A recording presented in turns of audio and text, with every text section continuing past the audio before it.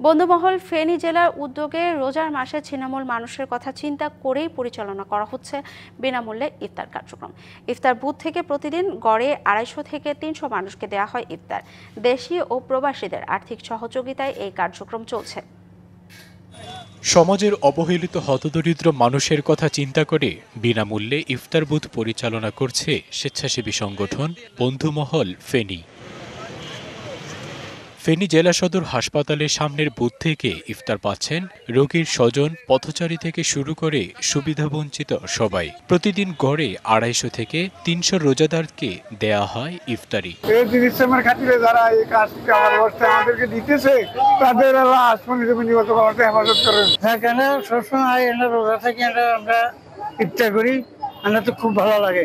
দেশি ও প্রবাসীদের আর্থিক সহযোগিতায় এই কার্যক্রম চলমান রয়েছে বলছেন আয়োজকরা। তার 10 মিনিট আগে আমাদের ইফতার বুথটা চালু করি, যাতে এখানে যারা ইফতারের অসহায় অবস্থা থাকে বা ইফতার কিনতে পারতেছে না বা সময়ের জন্য ইফতার পাচ্ছে না, তারা যেন আমাদের ইফতার ব্যাংক থেকে আমার একটা ইফতারের উপহার এবং একটা পানি নিয়ে তাদের ইফতারটা শেষ করতে পারে। বন্ধু মহলের উদ্যোক্তা প্রবাসী তরুণ যেগুলো মাহিমের উদ্যোগেই একজাক তরুণের প্রচেষ্টায় এবং কষ্টের প্রতিফল হিসাবে পাচ্ছে।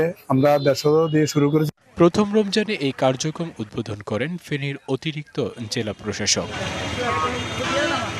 DBC news desk.